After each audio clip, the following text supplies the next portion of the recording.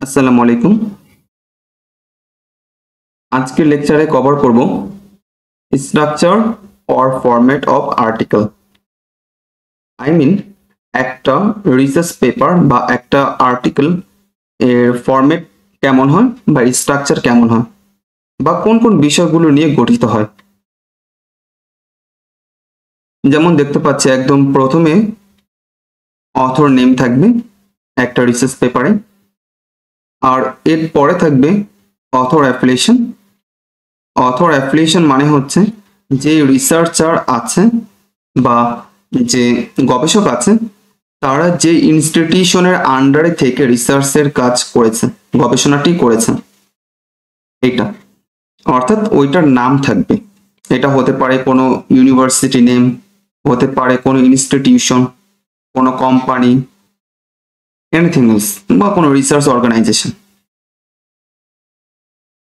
এরপরে দেখতে পাচ্ছি দুইটা ভাগে ভাগ করেছে। প্রথমটা হচ্ছে রিসার্চ আর্টিকেলের জন্য এইটা, আর এইটা হচ্ছে ডান পাশেরটা রিসার্চ আর্টিকেল এবং আদার্স যে আর্টিকেল গুলো আছে এটার জন্য। এখন রিসার্চ আর্টিকেল কি, যেটা অরিজিনাল রিসার্চ আর্টিকেল, আর ডান পাশেরটা হচ্ছে রিভিউ আর্টিকেল। অর্থাৎ এটাকে যদি আমরা বলি প্রাইমারি রিসার্চ, আর ডান পাশে এটা হচ্ছে সেকেন্ডারি রিসার্চ, অনেকটা এরকম। এখন এই যে অরিজিনাল রিসার্চ আর্টিকেল বা প্রাইমারি রিসার্চের ক্ষেত্রে কোন কোন বিষয়গুলি থাকবে একটা আর্টিকেল লেখার জন্য, বা কোন কোন কম্পোনেন্ট গুলো থাকে, উপাদানগুলি থাকে। একদম প্রথমে থাকবে টাইটেল, অর্থাৎ যে টাইটেল নিয়ে আপনি কাজ করছেন বা রিসার্চ করেছেন ওই রিসার্চের একটা টাইটেল থাকবে। টাইটেলের পর থাকবে অ্যাবস্ট্রাক্ট, দেখতে পাচ্ছেন। এরপর থাকবে কিওয়ার্ড, এরপর মেইন বডি। মেইন বডি এইটা কোনো পয়েন্টের নাম না, বাট বোঝানোর জন্য এটা লেখা হয়েছে। এর মধ্যে থাকবে introduction, methods, result, discussion, conclusion. এর মাঝে কিন্তু আর অনেক কিছু থাকতে পারে, কিন্তু এখানে জাস্ট যেগুলো থাকবেই বা যেগুলো না থাকলেই না, এই বিষয়গুলো এখানে মেনশন করা হয়েছে। আর বাকি যেটা আপনি যে টাইপের রিসার্চ করছেন ওইটার উপর ভিত্তি করে অনেক কিছু যুক্ত হবে, অনেক কিছু বাদ পড়তে পারে। তো দেখা যায় যে ম্যাক্সিমাম এগুলো থাকবেই বা এসেনশিয়াল, বাট এর সাথে অনেক কিছু যুক্ত হতে পারে। এটা হচ্ছে মূলত রিসার্চ আর্টিকেল বা প্রাইমারি রিসার্চ, যেটা আমরা প্রিভিয়াস লেকচারে কিন্তু দেখিয়েছি। রিসার্চের ক্লাসিফিকেশনের মধ্যে প্রাইমারি রিসার্চ কি, সেকেন্ডারি রিসার্চ কি, একদম দীর্ঘ একটা লেকচার কিন্তু এটার উপরে দিয়েছে। আপনারা ওইটা যদি দেখে আসেন তাহলে এই বিষয়গুলো একটু ক্লিয়ার হয়ে যাবে। এরপর রিসার্চ আর্টিকেল বা আদার্স যে আর্টিকেলগুলো আছে এইটা। রিসার্চ আর্টিকেলের ক্ষেত্রে দেখা যায় যে এখানে যে বিষয়গুলি আছে এগুলোর সাথে এখানে কিছুটা মিল আছে, তবে এখানে বেশ আর অনেক কিছু থাকে যেগুলো এটার মধ্যে থাকে না। যেমন প্রথমে এখানে টাইটেল থাকবে, এরপর অ্যাবস্ট্রাক্ট থাকবে, এরপর কিওয়ার্ড থাকবে, এরপর নর্মালি দেখা যায় গ্রাফিক্যাল অ্যাবস্ট্রাক্টটা কিন্তু থাকে রিভিউ আর্টিকেলের মধ্যে, আর রিসার্চ আর্টিকেলের ক্ষেত্রে এটা নর্মালি থাকে না। এরপর ইন্ট্রোডাকশন থাকবে, এরপর 6 নাম্বার মেথড। এই মেথডটা কিন্তু নর্মালি রিভিউ আর্টিকেলের মধ্যে থাকে না। অনেক সময় জার্নাল তারা বলে দেয় বা রিভিউরা কমেন্ট দেয় আপনি মেথড অ্যাড করে দেন, দেন হচ্ছে তারা এই মেথড অ্যাড করে, আদারওয়াইজ নর্মালি থাকে না। এরপর লিটারেচার রিভিউ থাকে, অনেক বেশি ডিসক্রিপশন এখানে থাকে। এরপর কনক্লুশন থাকে, আর একদম লাস্ট হচ্ছে ফিউচার ডিরেকশন বা ফিউচার পার্সপেক্টিভ বা ফিউচার প্রসপেক্ট, এরকম নামেও কিন্তু থাকে। এই দুইটা বিষয় যদি একটু বুঝি তাহলে দেখবো যে এখানে বেশ কিছু জিনিস আছে একদম কমন, আর অনেকগুলি আছে মানে কোনো মিল নেই। যেহেতু আর্টিকেলের মধ্যে বা আর্টিকেলের ক্যাটাগরির মধ্যে ভিন্নতা আছে, তাই এর মধ্যে উপাদানের মধ্যেও ভিন্নতা আছে। আর এরপর একদম লাস্টে থাকবে লিস্ট অফ প্রেফারেন্স, অর্থাৎ যখন কোন একটা আর্টিকেল আমরা লিখি তখন কিন্তু ওই আর্টিকেলের লেখার জন্য বেশ কিছু আর্টিকেল থেকে প্রিভিয়াস পাবলিশ হয়েছে এমন কিছু আর্টিকেল থেকে ইনফরমেশন নিতে হয়, তখন ওই আর্টিকেলের রেফারেন্সটা উল্লেখ করে দিতে হয়।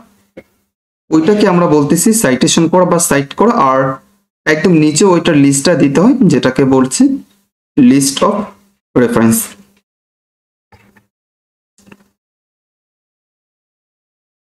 এখন এই বিষয়গুলো আমরা একটু বোঝা ট্রাই করব প্র্যাকটিক্যালের মাধ্যমে। এর জন্য গুগলে যেতে হবে, তারপর লিখতে হবে গুগল স্কলার, এরপর এই বিষয়ের উপর কিছু আর্টিকেল খুঁজে বের করে আমরা বিষয়টা বোঝা ট্রাই করি।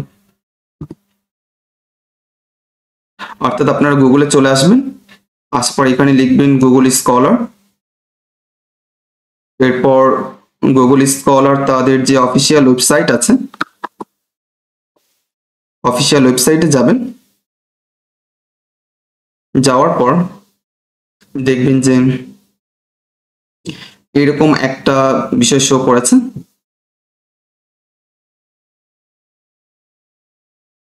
এরপর যে কোনো একটা টপিক লিখে সার্চ করবেন।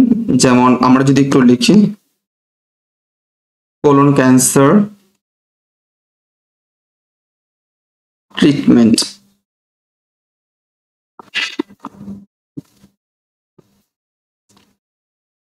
অর্থাৎ এখন কিন্তু এখানে অনেকগুলো শো করেছে আর্টিকেল। যে কোনো একটা আর্টিকেল ওপেন করে একটু দেখা ট্রাই করি। এখানে কিছু আপনার আর্টিকেল আছে রিসার্চ, কিছু হচ্ছে রিভিউ আর্টিকেল। যেমন এটা একটু ওপেন করি।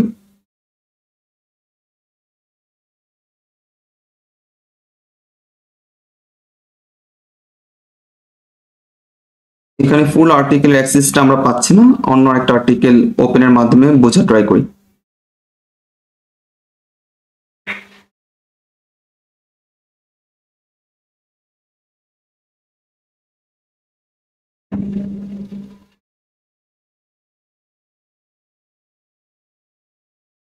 অন্য একটা টপিক লিখে একটু সার্চ করি।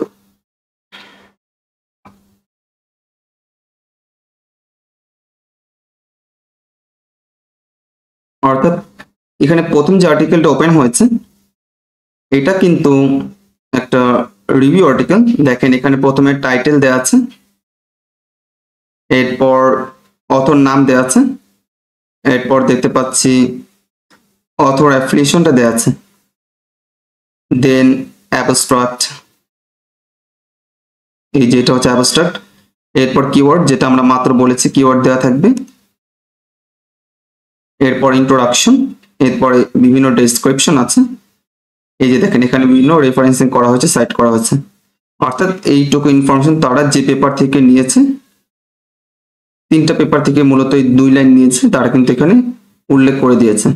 যেমন তারা এখানে বলে দিয়েছে অ্যাজ প্রিভিয়াসলি স্টেটেড, এরকম করে পুরো পেপারটা দেখবেন। এরপর একদম ফাইনালি দেখবেন যে কনক্লুশন এটা দেওয়া আছে। এটা হচ্ছে একটা রিভিউ আর্টিকেল। আর এখন রিসার্চ আর্টিকেল একটু দেখা ট্রাই করি। যেমন এই যে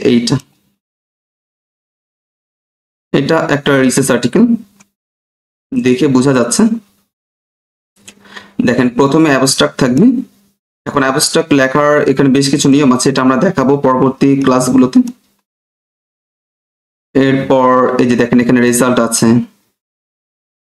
এরপর এই যে ডিসকাশন আছে, মেথড, কনক্লুশন আছে, মেথড, রেফারেন্স, যেগুলো আমরা দেখিয়েছি। এরপর এই যে দেখেন এখানে রেজাল্ট, এরপর এই যে ডিসকাশন, এরপর এখানে কনক্লুশন আছে।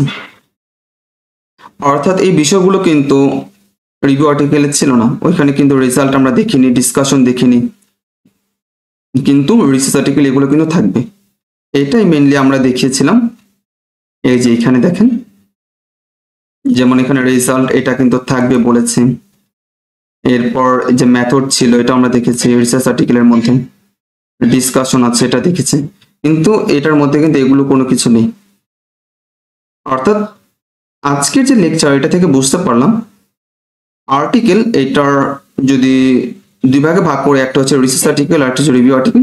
তো রিসার্চের মধ্যে এগুলো নর্মালি থাকবে, আর রিভিউর মধ্যে নর্মালি এগুলো থাকবে। রিভিউর মধ্যে অনেক টাইপ হতে পারে, মেটা অ্যানালিসিস এটাও হতে পারে, এরপর সিস্টেমিক রিভিউ এটাও হতে পারে, এরপর আর অনেক কিছু হতে পারে, কম্প্রিহেনসিভ রিভিউ হতে পারে। অর্থাৎ এটাই ছিল আজকের লেকচার। আপনারা একটু ভালো মতো প্র্যাকটিস করবেন, তাহলে বিষয়টা ক্লিয়ার হয়ে যাবে।